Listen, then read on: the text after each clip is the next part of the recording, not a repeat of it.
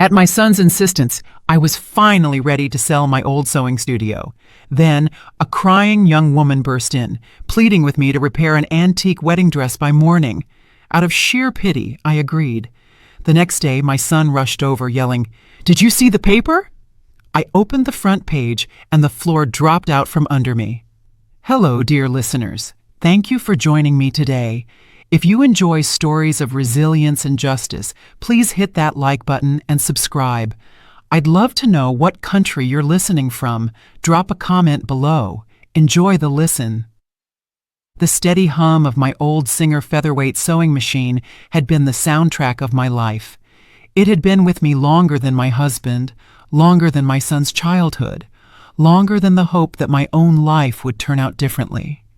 Here, in my small workshop, tucked away in a quiet corner of downtown Charleston, time flowed at its own pace. Dust motes danced in the slanted rays of the evening sun, settling on bolts of fabric that no one would ever buy now. The air was thick with the faintly bitter smell of machine oil, dry wood from old spools, and the subtle fragrance of decades past. It had been years since I'd taken on a serious commission.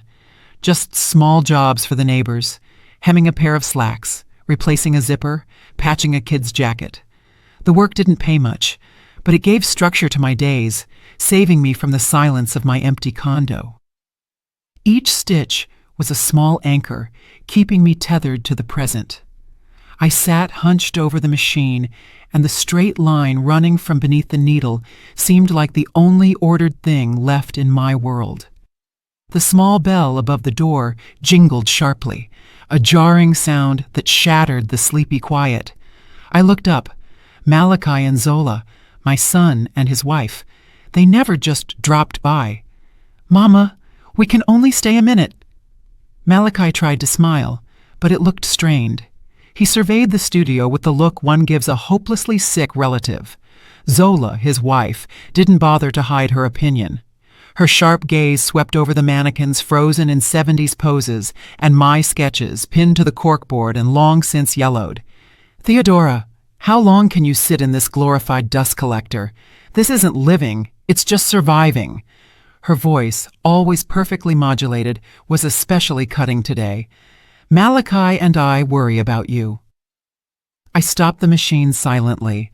The humming died, and the ensuing silence was deafening. "It's not a dust collector, Zola. It's my studio," I said quietly, not to argue, but simply to state a fact. "Mama, listen," Malachi interjected, stepping closer. He placed a glossy folder of documents on my cutting table. "The buyer is offering a great price. You can finally rest, maybe take a trip down to Miami. It's been 100 years since you saw the ocean.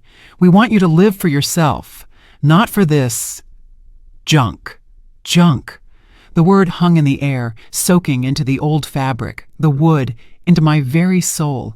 My entire life, all the sleepless nights, all the dresses sewn for other people's celebrations, all my own failed dreams sketched in these albums, was, to them, just junk. I looked at my son.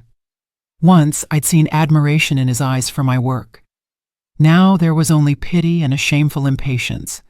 He wanted this place gone quickly, this reminder of a past that didn't fit into his new, successful life of expensive restaurants and shiny luxury cars. "This studio is the only thing your father left me." My voice was level, without reproach. "He believed I had talent." "Dad died 30 years ago," Malachi exclaimed, irritation breaking through his voice. "And talent won't pay your electric bill. Mama, this is just business. An unprofitable asset. You have to understand." Zola stepped forward and opened the folder. The contract was neatly typed, a law firm's seal. She pointed to a figure at the bottom of the page. "Think about it, Theodora. You can live comfortably off this for the rest of your days, instead of breathing in mothballs here and waiting for a random client with ripped pants." She was right, of course. From the perspective of logic and common sense, her argument was flawless. I was tired. So tired of fighting. Not against them, but against life itself, which, with every passing year, left less room for what I loved. Maybe they truly did wish me well. It's just that their idea of well was different. It was measured in square footage and bank accounts, not in yards of rare silk or the perfect line of a dart. I ran my fingertips over the cool surface of the cutting table. How much fabric had it seen? How many tears of joy and disappointment? It was my silent witness, my only partner. Selling it would be like cutting off a part of myself, but I had no strength left to argue. I looked up at them, and they must have seen what they'd been waiting for: capitulation. "Fine," I sighed. "I'll look over your contract." Malachi beamed. He hugged me quickly, almost formally. "That's my smart mama. I knew you'd make the right decision." Zola smiled reservedly, closing the folder. Victory. She always got her way. They left, and the roar of their expensive car lingered in my ears. I was alone in the deepening twilight. The studio suddenly seemed foreign and cold. Their words had done their damage. I saw it through their eyes. An old, neglected space, full of useless things. A financial burden, a grave for failed ambition. I slowly stood, feeling the ache in my back. It was time to close up. I reached for the light switch when the bell above the door jangled again, this time frantically, as if struck. Standing on the threshold was a young woman, barely out of her teens, with disheveled hair and eyes red from crying. In her hands, she clutched a bundle of white fabric. "Excuse me, are you closed? Please, I beg you, help me." Her voice was ragged. She stepped inside, and the dim light fell upon what she held. It was a gown, a wedding gown of heavy, pearlescent silk that seemed to glow from within, and it was ruined. A huge, ugly hole yawned on the side of the skirt. The fabric wasn't just torn, it looked savagely ripped, leaving ragged, fraying edges. "What happened?" I asked, moving closer. I don't know. I snagged it on something," the girl sobbed. "I need it fixed by morning. Please, I'm begging you. This is life or death." I looked at the dress. It was incredible. Complex tailoring, exquisite draping, pure lines. They didn't make things like this anymore. It was a master's work, and the wound on it was sacrilege. "By morning, dear?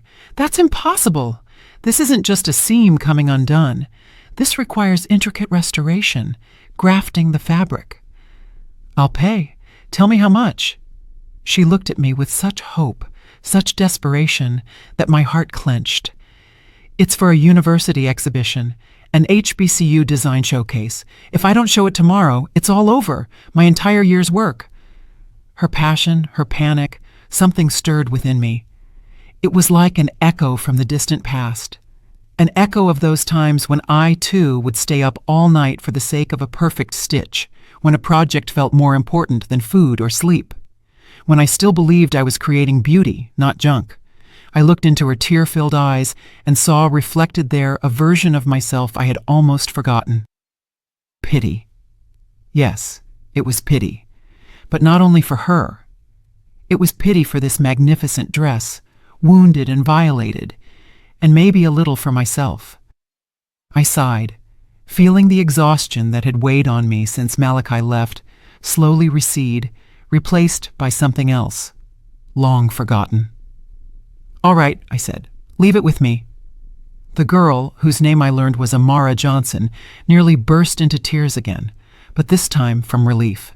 She hastily recited her phone number, left some cash I didn't even bother to count, and showering me with thanks, ran out the door. I locked up after her, turning the old key twice. Silence returned, but it was different now, not empty and oppressive, but filled with anticipation. I approached the large cutting table and carefully laid out the wounded treasure. I turned on the bright work lamp. Its light snatched the pearlescent sheen of the silk, the complex interplay of folds, from the gloom. I bent over the tear, and the world narrowed down to this patch of mutilated fabric. A subtle, barely perceptible scent hit my nose. Not perfume, but the essence of the material itself, expensive, old, with a history. And in that moment, looking at this work of art, I felt something I hadn't felt in years. Not just interest, not professional excitement.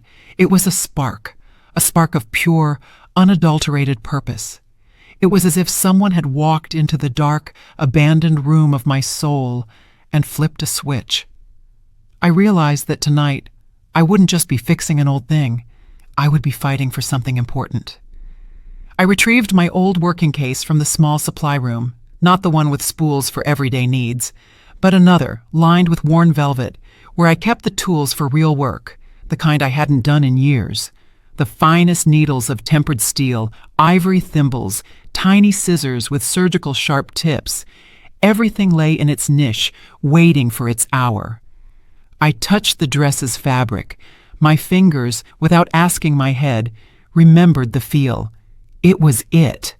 That heritage silk, heavy and flowing, with that matte luster that can't be counterfeited.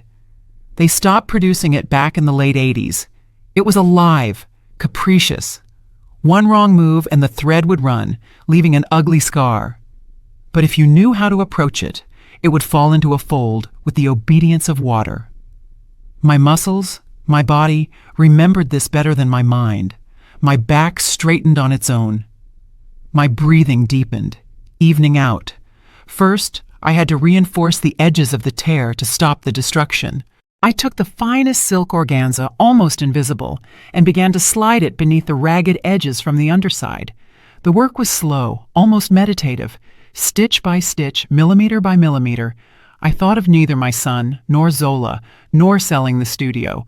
All that was gone, dissolved, irrelevant. There was only me, the lamplight, and this wounded beauty on my table.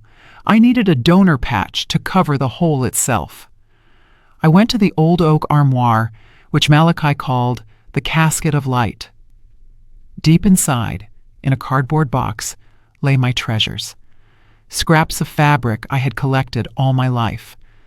A piece of velvet from an opera star's gown, a swatch of brocade from a theater costume, remnants I'd bought with my last few dollars, simply because I couldn't pass up such beauty. And there, at the very bottom, wrapped in tissue paper, it lay. A small piece of that same pearlescent heritage silk. I had kept it for 40 years. I hadn't dared to use it, even for a blouse for myself. I was waiting for a special occasion. It seemed it had arrived. I cut out the patch, perfectly matching the weave pattern. Now for the hardest part, stitching it in so it was invisible. And right then, as my needle entered the fabric, making the first tentative stitch from the underside, it struck me. It wasn't an epiphany or a guess. It was an absolute, unquestionable certainty that came through my fingertips. The stitch. The way the thread lay in the fabric, how it hid within the very structure of the silk, becoming invisible on the face side. This was a technique taught to me by only one person, a technique he invented himself and was fiercely proud of, calling it the shadow stitch. A near impossible feat requiring absolute control and understanding of the material. The name surfaced in my memory, not from the depths of my mind, but as if from the fabric itself. Langston Dubois. My mentor, a recluse, a genius, a madman. A man who saw a dress not as clothing, but as sculpture. He had disappeared from the fashion world 40 years ago, tired of the hustle and the compromises, and had rarely been heard from since. A cold silence suddenly fell in my chest, so quiet that I stopped hearing the street noise outside or the ticking of the old clock on the wall. All the fatigue that had pressed down on me for hours, days, years, evaporated. Its place was taken by an icy, crystal-clear focus. This was no student project. No student in the world could even copy this work, and they certainly wouldn't have access to this material. Before me lay a lost masterpiece, and the girl was just a pawn. To damage such a thing accidentally by snagging it on something was virtually impossible. This tear was intentional, barbaric. A single thought, sharp as a needle, pierced all the others. They think my only purpose is patching holes. They've grown used to seeing me as nothing more than an old woman mending other people's things for pennies. They forgot what I'm truly capable of, that I can not only repair, but also demand what is rightfully mine. This dress was not just an object. It was part of my history, part of the life they had so persistently urged me to abandon. The work stopped. My plan of action changed. This was no longer just restoration. It was preparation for battle. I pulled out my old smartphone from a drawer. The screen cracked last year, but the camera still worked. I turned the lamp brighter. First, a general shot, the dress in all its tragic beauty. Then, close up, very close up, the tear itself. Every fraying edge, every pulled thread. I took dozens of pictures from different angles documenting the scale of the disaster before my intervention. This was my first card. Then I put the phone aside and returned to work, but with a different goal. I had to find the main evidence. I knew it had to be there. Langston was not only a genius, but a paranoid. He didn't trust labels that could be cut off.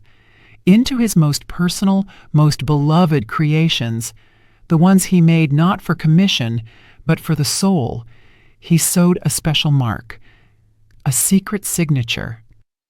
I carefully folded back the lining on the bodice, where the silk was especially dense. My fingers moved slowly, millimeter by millimeter, along the inner seam.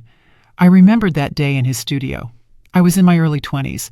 He had just finished a gown for a famous actress, and before putting it in the garment bag, he showed me his secret.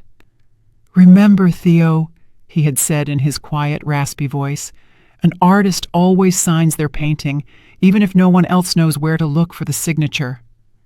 And there it was. I felt it before I saw it, a tiny, almost imperceptible thickening beneath the thin lining fabric. I took my tweezers and slightly separated the stitches. There it was, a single silver thread woven into the seam, fine as a spider web, almost invisible against the light fabric, but it was there. His mark, his signature, known only to him and me. My heart began to beat evenly and powerfully. I took the phone again, bringing the lamp as close as possible. It took a long time to focus on such a tiny detail. Finally, it worked. The shutter click sounded like a gunshot in the silent studio. I took a few more shots, making sure the silver gleam of the thread was clearly visible. Now I could finish. I worked until dawn. My body didn't feel tired. It was like returning home after a long, painful exile. Every stitch of the shadow stitch was perfect. The donor patch settled into place as if it had always belonged there. I treated the edges, restored the draping. When the final knot was tied and hidden, I leaned back in the chair. Perfection lay on the table, whole, undamaged. The wound was gone, as if it had never existed. Sunlight, breaking through the dusty window, touched the silk, and it came alive, shimmering with pearlescent iridescence. I looked at it and understood. Tonight, I hadn't just fixed a dress. I had fixed something inside myself, something broken and long abandoned. I had reclaimed something greater than just professional pride. I had reclaimed myself, and now I was ready. I carefully hung the dress on the old mannequin, zipped it into a large cotton bag so the morning sun wouldn't touch the delicate fabric. A night without sleep brought no fatigue. On the contrary, a strange, ringing energy flowed through my body, an energy I hadn't felt in years. I brewed a strong cup of black coffee in a mug my father used to use and sat at my workbench, just watching the morning street. Sanitation trucks rumbled by, the city woke up, and I sat in the epicenter of my own quiet storm, feeling completely calm for the first time in a long time. I knew what would happen next. The bell jingled precisely at 9 o'clock, as we had arranged. Amara stood at the door. Overnight she had managed to clean herself up, but her eyes were still swollen, and anxious anticipation was etched on her face. "Hello, I'm ready," she whispered, afraid to believe. I nodded silently and removed the garment bag from the mannequin. The girl gasped, softly, almost soundlessly, pressing her palm to her mouth. She slowly approached. Her gaze darted across the skirt, trying to find the spot where catastrophe had loomed just yesterday. She couldn't find it. Her fingers trembled as they reached for the silk, but she didn't dare touch it. "How?" she whispered. "But how? It can't be. It's like new, even better." "Just work," I said evenly. I didn't need her gratitude. I needed her trust. She finally looked up at me, and tears were in her eyes. But now, they were tears not of desperation, but of some religious awe. "You're a miracle worker," she whispered. Amara reached into her bag, pulled out a thick wad of cash, and held it out to me. "Here is more than we agreed on. Much more. It's everything I had. Please, take it." I pushed her hand away. "I'll take exactly what my work costs, not one dime more." I counted out a few bills from the cash she'd left yesterday and put the rest back in her palm. "And this is for good luck at your exhibition." She looked at me, completely bewildered. She was clearly used to a world where everything has a price, and the better the result, the higher the price tag. My refusal didn't fit her worldview. "Thank you," she finally said, confused. "Thank you so much. I will never forget this." I helped her repack the dress into the garment bag.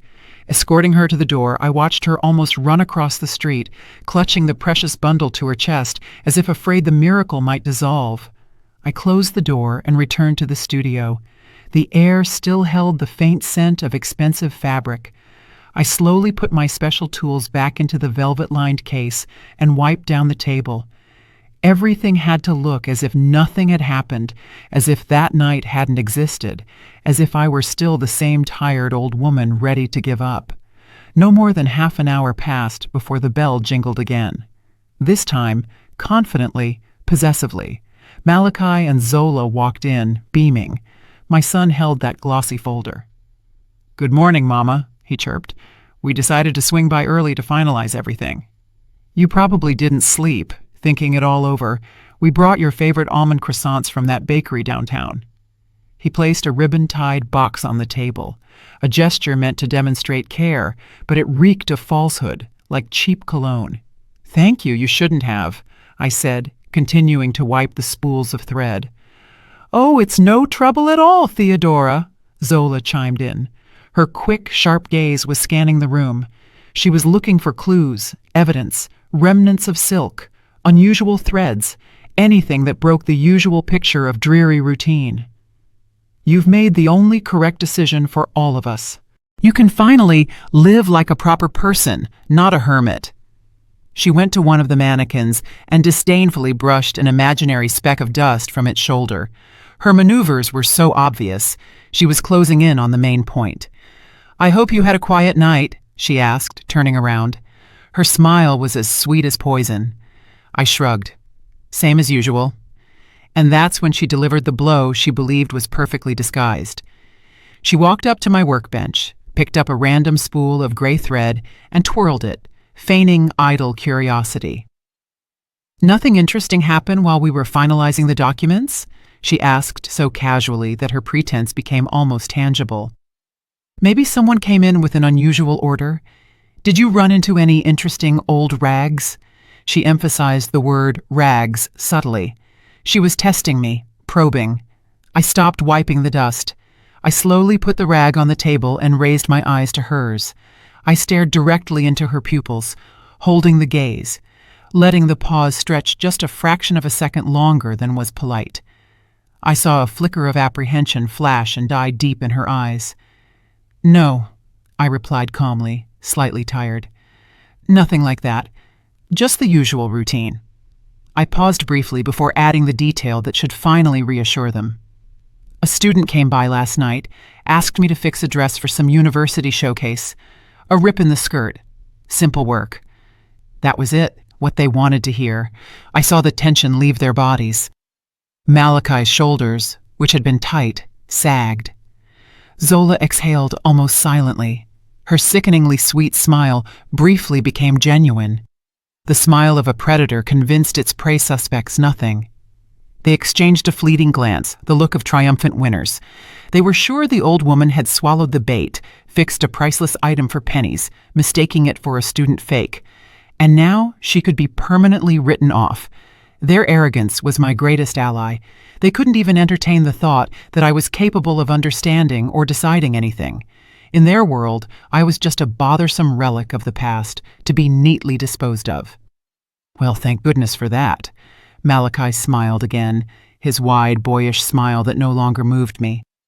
Less trouble. Here, Mama, let's sign the papers and get this over with. He placed the folder in front of me, opened it to the last page where the place for my signature was marked with a check mark.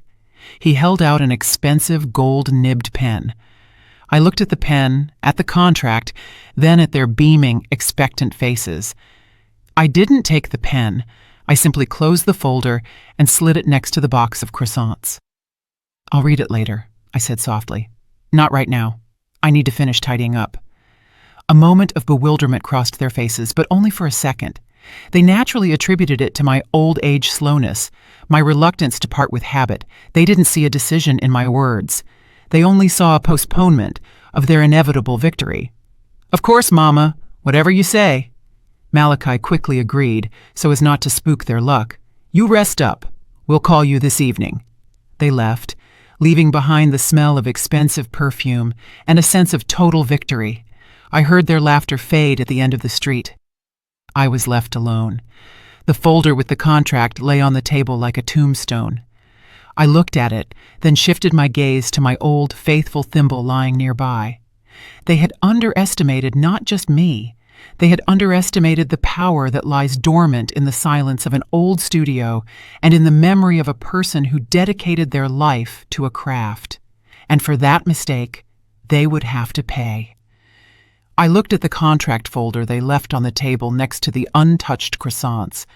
Two foreign objects in my world. One, a promise of comfortable emptiness. The other, a pathetic attempt to sweeten betrayal.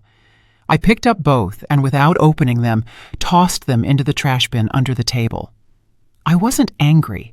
I felt a strange cold relief, as if I had shed a long-standing illness. The day continued, but everything was different. The air in the studio seemed cleaner, the light brighter. I didn't sit down at the machine. Instead, I did something I hadn't done in decades. I pulled out my old albums from a far drawer, thick cardboard-bound books. Inside, on pages yellowed with time, lived my sketches. Not the working drafts pinned to the wall, but the real, labored designs. Evening gowns, structured coats, flowing skirts. My ill-fated 1978 collection, the year Malachi was born and I died as an artist. I turned the pages, and the past ceased to be just a memory. It was here, in these lines, in these pencil marks. I recognized myself in them. Bold, full of hope, confident in my talent. The woman who believed Langston when he said I had a unique voice. Where had it all gone? Dissolved in endless diapers, pots of soup, mending my son's school pants, in the exhaustion of a single mother who had to be both strong and weak at the same time. I looked at those sketches, and there was no bitterness in me. There was only a quiet acceptance of the fact. This was also a part of me, the part I allowed to be taken. I was so lost in my thoughts that I didn't immediately recognize the sound that tore me from the past. The bell above the door didn't jingle. It hammered in a frenzy, as if someone were pounding it with a fist. The door flew open, slamming against the wall. Malachi stood at the threshold. He wasn't just agitated. He was in a panic. His face was white as a hospital gown. His eyes darted everywhere. His expensive cashmere jacket was crooked. In his hand, he clutched a crumpled newspaper. "Mama, did you see this?" His voice broke into a yell, shattering the sacred silence of my studio. I slowly closed the album and stood up, everything inside me stilled, waiting. I knew this was the climax, the moment everything had been leading to. I silently held out my hand. He stepped toward me and practically threw the newspaper onto the table. I picked it up. It wasn't the main city paper, but a glossy supplement dedicated to the social scene, the Atlanta Socialite, Events and Faces. And I saw it. On the front page, spread across the fold, was a photograph. A woman, a local actress or TV host, I didn't keep up with them, stood against a backdrop of columns in a luxurious ballroom. She was smiling at the camera, and the spotlight played off the fabric of her dress. The dress, that very dress, it fit her perfectly. Every seam, every fold was in place. It was alive, breathing. It was the main star of that celebration of vanity. My night's work shone under the camera flashes. I looked up at the headline, printed in huge letters: Winter Bride, Langston, Dubois's lost masterpiece, unearthed by philanthropist Zola Dubois for charity auction. Zola Dubois, my daughter-in-law. The floor didn't drop out from under me. No, it just disappeared, and I hung suspended in a cold, airless void. All sounds ceased. I could only hear the pounding of blood in my ears. I lowered my gaze and skimmed the first lines of the article. The words, set in fine print, stabbed into my brain like hot needles. A true sensation in the city's cultural life, a priceless find. Zola Dubois, known for her charitable endeavors, has made a discovery that will go down in fashion history. And then, the paragraph that was meant for me personally, a blow aimed straight at the heart. As Ms. Dubois herself described it, the unique gown was discovered quite by chance in a dusty old shop on the outskirts of town, where it had been stored for decades, unrecognized and unappreciated. It felt like a miracle, Zola shares. I immediately knew I had something special. Experts have already confirmed the authenticity of the work by the great couturier Langston Dubois. Preliminary forecasts suggest the lot could fetch several $1,000,000 at the upcoming charity auction. A dusty old shop. So that was it. The entire picture. The mosaic pieces, which had been scattered haphazardly, clicked together into a single, ugly canvas. The pressure to sell the studio, their feigned concern, the sudden appearance of the frightened student with a masterpiece in her hands, their morning visit and that casual question about old rags, their huge, undisguised relief when I said it was a simple repair. Everything became sickeningly, disgustingly clear. They knew everything from the beginning. They knew the dress was here. Maybe it had been hidden somewhere in old trunks left by previous owners, or Malachi's father had bought it once and forgotten to mention it. It didn't matter. What mattered was that they found it, but it was damaged, and to turn it into a sensation and millions of dollars, they needed a restorer. Not just a good restorer, but a world-class master who could perform a miracle. And yet one who wouldn't understand a thing, wouldn't ask extra questions, and would do everything quietly, anonymously. And they had such a master right under their noses, an aging mother whose skills they despised and considered a hobby. They didn't just need the treasure, they needed my skill to clean up that treasure before displaying it. They used me, my life, my memory, my connection to Langston, my love for the craft. All of it they used as an anonymous tool for their dirty scheme. They forced me to restore my own past so they could sell it. I slowly, very slowly, folded the newspaper. My fingers did not tremble. I looked at my son. He was still standing before me, his face contorted with fear. But he wasn't afraid for me. He was afraid their plan would collapse. "Did you see it?" he repeated, quieter now, with desperation. I looked him straight in the eyes, and in that moment, he must have seen something new in me, not the familiar, quiet, compliant mother. "Yes, Malachi," I said. My voice sounded unfamiliar, level and firm, as if it didn't come from my throat, but from the very ground beneath me, which had suddenly returned, becoming harder than granite. "Now I see everything." Malachi stared at me, and the panic in his eyes turned into confusion. He expected anything: tears, reproaches, shouting, but not this icy, all-knowing composure. My silence frightened him more than any scandal. He opened his mouth to say something, perhaps to start offering some ridiculous excuse, but I preempted him. "Go home, Malachi," I said, and my voice didn't waver. I picked up the newspaper from the table, carefully folded it into quarters, and placed it on the shelf next to old-fashioned magazines, as if it were an ordinary news item that had nothing to do with me. "Go to your wife. You two clearly have something to discuss." My action was the final straw. He understood the conversation was over, that the wall that grew between us in that second was higher and stronger than the wall of this old studio. He turned, and without saying a word, practically ran out the door, leaving it ajar. I heard his steps fade in the street. I walked over and closed the door, turning the key in the lock. Then one more turn. I was alone. The pain came later, when the adrenaline subsided. It wasn't sharp, but a dull, aching throb, like an old wound opening up in bad weather. This wasn't just betrayal. It was something far worse. They didn't just want to take my studio, that island of my past. They wanted to rip out the most valuable fragment of that past, polish it with my own hands, and put it up for sale, claiming not only the money, but also the history that was never theirs. They didn't just devalue my labor. They tried to steal the very essence of who I was. They took my memory, my only true wealth, and turned it into a commodity. And the worst part was that their main weapon was my own son, the man for whom I had given up everything chronicled in my old albums. He looked at my legacy and saw only zeros on a bank statement. I sat down at the table. The tears wouldn't come. Instead, a cold, heavy fury mounted inside.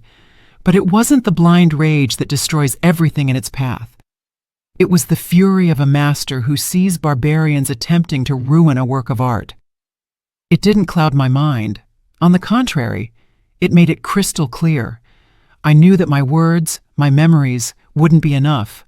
My truth against their money and connections would be an empty sound. I needed proof. I needed a witness. I reached for the old notepad where I had mechanically jotted down the girl's number yesterday. Amara. My fingers trembled slightly as I pressed the buttons on my old phone. It rang for a long time. I thought she wouldn't answer, when a frightened, muffled whisper came through. Hello? Amara, it's Theodora Dupree from the studio, I said as calmly as possible. Silence hung on the other end, followed by ragged breathing. She was scared to death. I don't know what you're talking about, she stammered. You have the wrong number. I don't think so, Amara. My voice remained level. I'm calling about the dress, the one on the front page of today's paper. She gasped, a short, desperate sound. I don't know anything. I was asked to. I'm not involved. I know you were asked to, Amara. I even know who. Zola, isn't it? Her silence was her admission. I could hear her trying to suppress a sob.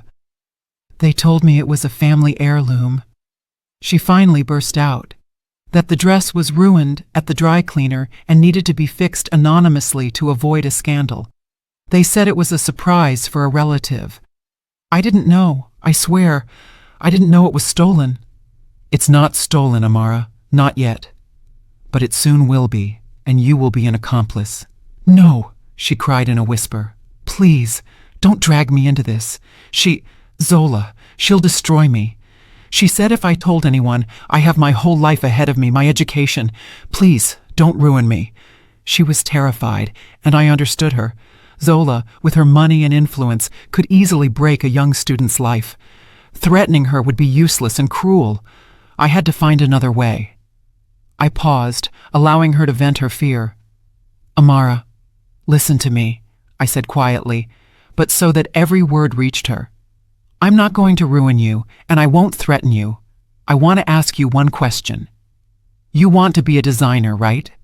She mumbled something unintelligible in response. You saw that dress. You held it in your hands. You understand that it's not just an object, it's a work of art. It was created by a genius. It has a history, a name, a soul. I paused, choosing my words carefully. Now, they are trying to gut that soul. They want to steal that history and rewrite it. The man who created it, my mentor Langston Dubois, poured his life into his work. He despised lies and vanity, and now his name, his creation, is being used in the dirtiest lie for money and fame. I heard her steady breathing. She was listening. Art has a history, Amara, and every person who touches it has a choice. To stand with those who preserve that history or those who steal it. Yesterday, you brought me a wounded thing. Today, you can help save its legacy. Who do you want to be, Amara? A designer who starts her career by being complicit in fraud, or a person who did the right thing even when it was terrifying? The silence lasted an eternity. I didn't pressure her. I gave her time to make her choice. This was her fight, her decision. What do I need to do?" she finally whispered. Her voice was trembling, but the hysteria was gone. There was only resolve. "Did Zola give you instructions by phone, or did she write messages?" "Yes," she answered. "SMS messages. I saved everything. What to bring, what to say, when to pick it up." "Forward them to me, Amara. Everything you have. That will be enough." "But she'll find out." "She will find out eventually anyway," I cut in. "The only question is, which side of the barricade will you be on when everything is exposed? With me or with her?" Another long pause, and then I heard a quiet, distinct ping. My old phone vibrated in my hand, then another, and another. "I sent them," Amara said. There was panic in her voice and some kind of bitter relief. "Everything I had." "Thank you, Amara," I said sincerely. "You made the right choice." I ended the call and opened the messages. There they were, in black and white, cold, businesslike instructions from Zola. "Tell her it's for a university showcase. Make up a story about how you ripped it. The main thing is that she doesn't suspect anything. She's just an old seamstress." Just an old seamstress. I put the phone down on the table. There was no more pain or fear inside me, only a cold, ringing emptiness, ready to be filled with action. I had everything I needed: witness testimony, photographs of the dress damaged and after restoration, and the main ace, the picture of the silver thread, the master's secret signature. The game was no longer even. Now I held all the cards and I was ready to make my move. I didn't wait for the evening. I knew they would come. Panic is a bad advisor. It always pushes people to thoughtless, hasty actions. I just sat at my workbench, sorting through old spools of thread, and waited. The studio was quiet, but the silence was electric, like the air before a storm. Every creak of the floorboards outside, every distant car horn, made me alert. They arrived an hour later. I heard their car brake sharply by the gate. Doors slammed almost simultaneously. Their footsteps across the street were fast and nervous. The bell above the door struck, as if they wanted to tear it off its hinges. They burst inside. Malachi was still pale, but now his panic was mixed with anger, the anger of a weak man backed into a corner. Zola, conversely, held her composure. Her face was like an expensive porcelain mask, but a cold fire burned in her eyes. She was the one in charge here. She hadn't come to ask. She'd come to demand. "What was that this morning?" she began without preamble. Her voice was shrill with restrained fury. "What kind of stunt was that, Theodora? Malachi says you were acting strange." I slowly raised my eyes to them. I didn't answer her question. I looked at my son, who was avoiding my gaze, studying his flawlessly clean shoes. "The auction house called," Zola continued, pacing the studio like a caged tiger. "Some idiotic journalist dug up that the dress was damaged, and now the experts are interested in who performed such a brilliant, anonymous restoration. You understand, this complicates our story, creates unnecessary questions." She stopped right in front of me, pressing her palms onto my table. She loomed over me, trying to crush me with her energy, her aggression. "So listen to me carefully. You will pick up that pen now. You will sign that damn contract that Malachi foolishly left here, and you will forget everything that happened. The student, the dress, everything. If anyone asks questions, you will say you saw nothing and know nothing. You are just an old woman who sold her unprofitable studio and left on vacation. Is that clear?" It was an order, an ultimatum. She didn't even try to hide anything. She was simply stating my role in her world, the role of a silent, obedient function that could be unplugged when no longer needed. I looked at her perfect manicure, at the cold gleam of the diamonds in her ears. I looked at her and felt nothing but a kind of detached revulsion. The woman who stood before me was not the one who had come here yesterday or this morning. Yesterday's woman was weak, tired, ready to surrender. Today's was someone else, someone they didn't know and couldn't imagine. I ignored her words and the contract folder. My gaze drifted to the shelves of fabric. I slowly stood up, approached the shelving unit, and ran my fingertips over the edge of a heavy bolt of deep green silk. The fabric was cold, smooth, alive. "Heritage silk," I said softly, almost to myself, but in the sudden silence, every word sounded deafening. "It's so rare. They don't make it anymore. They say the secret to that weave is lost." Zola froze. My behavior didn't fit her script. She expected either submission or hysterics. But I was talking about fabric. I turned back to her. "And the work on the seam, the shadow stitch, as he called it, that was Langston's secret. He never showed it to anyone but me. The thread passes inside the fibers, you see, so you can't see it from the face or the back. It creates the illusion that the fabric is whole, as if it grew back together itself." I spoke calmly, almost like a museum lecturer explaining the nuances of an ancient craft. I watched the incomprehension on Zola's face change to anxiety. Malachi finally looked up. His face showed utter panic. He was starting to understand something. I let the silence hang in the air for a few seconds, allowing it to fill with their fear. Then I returned to the table, picked up my old worn phone, and placed it on the wooden surface, screen up. With a slight movement of my finger, I opened the gallery and zoomed in on the last photo. The shot wasn't very clear, but what was needed could be plainly distinguished: the lining, the seam, and the tiny, almost unreal silver glint inside the stitches.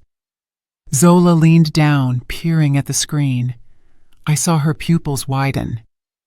"Langston Dubois sewed that thread in front of my eyes. In 1978, my voice was hard as the steel of my old scissors. He said it was his way of marking what he truly loved. He didn't trust labels." I looked up at them. First at Zola, then at Malachi, my son. "You didn't discover his work. You attempted to steal my past, and you used me to do it." The words dropped into the studio's silence, like stones down a deep well. The mask on Zola's face cracked. For a moment, I saw her true face underneath, the face of a predator who realized the prey was a trap. Malachi recoiled and slumped into the chair, clutching his head. You knew everything?" he whispered, looking up at me with horror and a kind of childish confusion. "Not right away," I replied. "You planned everything too well, but you made one mistake. You decided I was just an old seamstress. You forgot who I was, who Langston made me. You counted on my weakness, but you ran into my memory. And memory, Malachi, is the one thing they can't take from me." Zola was the first to recover. Her panic was brief. It quickly transformed into a new, even more toxic form of rage. She straightened, and that porcelain mask returned to her face. Only now a snarl was visible beneath it. "Is that so?" she hissed, stepping away from the table. "You decided to play games? Too bad. You're forcing me to act tougher." She pulled out her sleek smartphone. Her fingers quickly ran across the screen. Malachi looked at her with fear. "Zola, don't," he started, but she cut him off with an icy glare. "Shut up. You've done enough," she snapped, not looking at him, and raised the phone to her ear. I watched silently. I knew what she was going to do. She would try to destroy me, frame me as crazy, tarnish my name before I could say a word. It was her style, a preemptive strike. "Dr. Vance, hello?" Her voice instantly became smooth and concerned. "It's Zola Dubois. I'm sorry to bother you at a time like this. Yes, about the Dubois dress. I have a delicate family problem." She was speaking to Dr. Elias Vance, the head of the Langston Dubois Legacy Foundation, a man who commanded absolute authority on everything concerning my mentor's work. "You see, my mother-in-law, Theodora, she's an elderly woman. Lately, she's, unfortunately, not been quite right. Confuses her memories." Zola paused dramatically. She was acquainted with Langston Dubois in her distant youth. And now, with all the commotion about the dress, she started having, let's just say, fantasies. She claims it's her achievement, that she found the dress. She's even trying to claim authorship of the restoration. It's very sad. My husband and I are deeply concerned about her condition." She lied expertly, with perfect pauses, with the right touch of sorrow in her voice. She was painting a picture of a senile old woman who had fallen into dementia and was trying to steal a minute of fame from her successful daughter-in-law. It was a powerful move, a gut punch. She was making me not just a liar, but a pathetic, incompetent woman whose words couldn't be trusted. Yes, of course," she continued. "I just wanted to warn you, in case she tries to contact you, so you're prepared. We're already arranging her treatment. Thank you for understanding, Dr. Vance. Goodbye." She ended the call and placed the phone on the table with a triumphant look. "That's it," she said with an icy smile. "Checkmate, Theodora. Any word you say now will be dismissed as the rambling of a lunatic. And now, be a good girl and sign the documents. We want to end this circus." She was talking, and I was looking at my old phone, which had been lying quietly on the table all this time. And while she was performing her act, it had vibrated silently. Once. It was a delivery notification. I didn't answer her. I just picked up my phone, found the right number in my contacts, and pressed the call button. Zola stared at me in confusion. The other end answered almost immediately. "Hello?" The voice was male, deep, slightly tired. "Dr. Vance?" I asked. "Hello, my name is Theodora Dupree. Your granddaughter-in-law just called you, telling you about my fantasies." Silence hung on the line. Zola froze, her face slackening. She couldn't believe I dared to do this. "Yes, Theodora," the head of the foundation finally answered. His tone was cautious, but not dismissive. "I'm listening." "I won't take up much of your time," I said calmly. "I just want to ask you to check your email.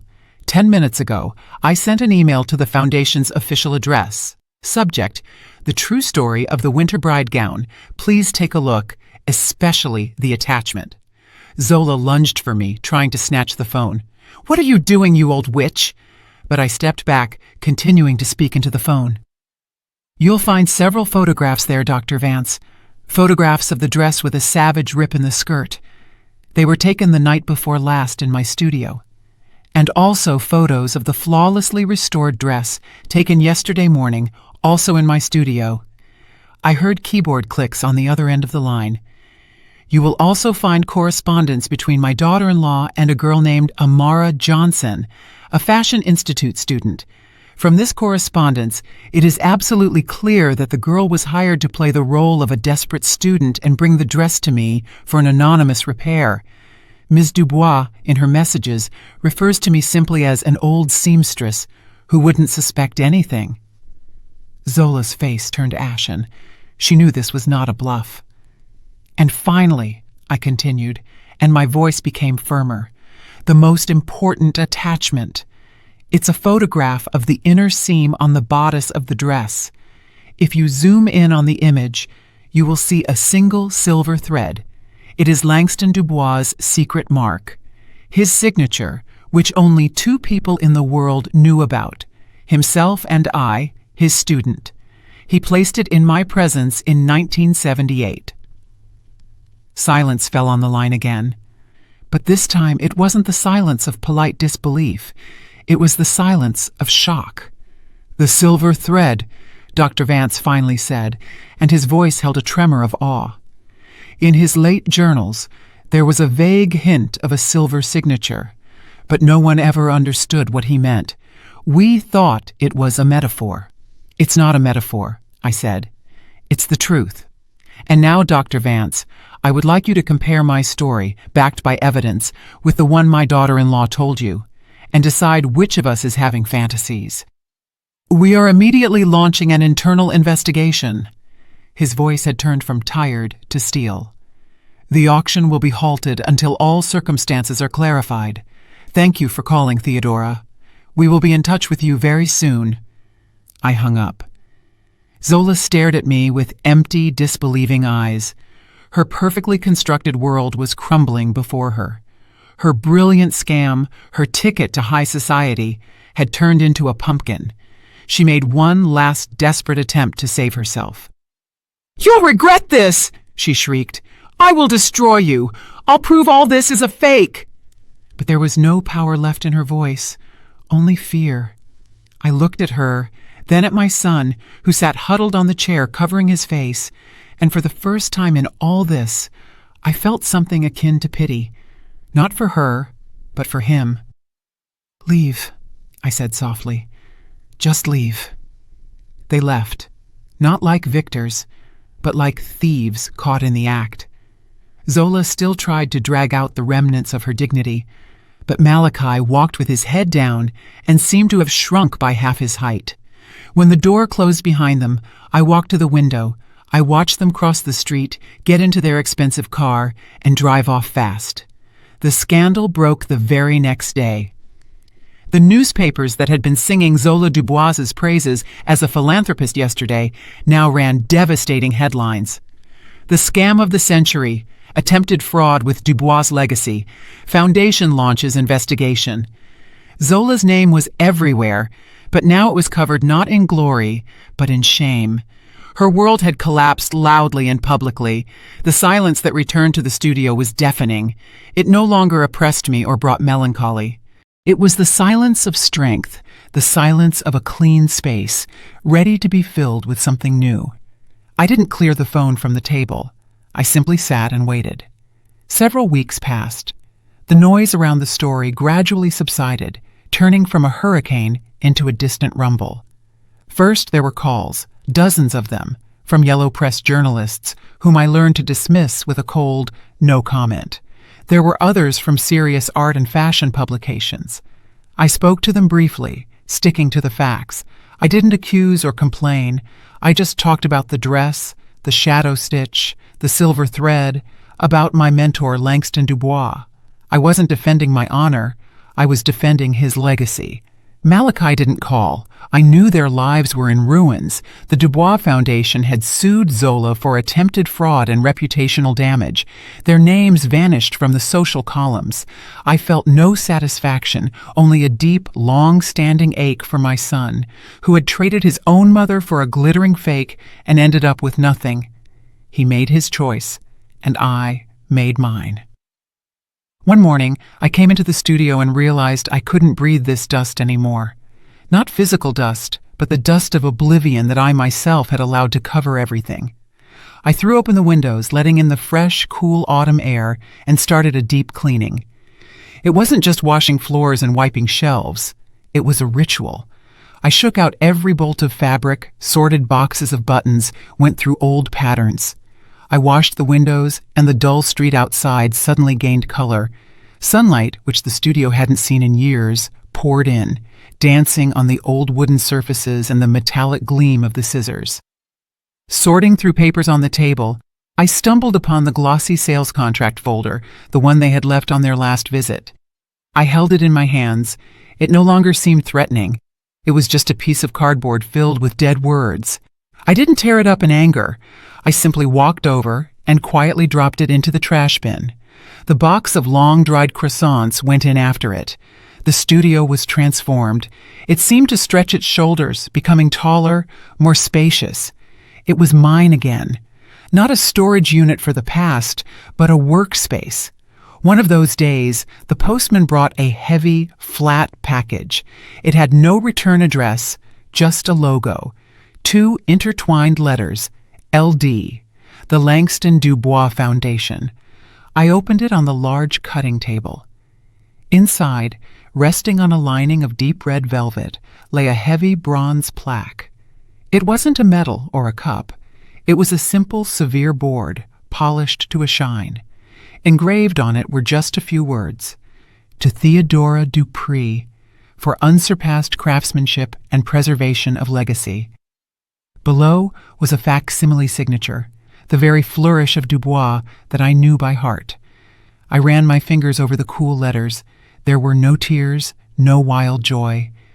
There was only a deep, quiet sense of rightness, as if the final piece had fallen into place.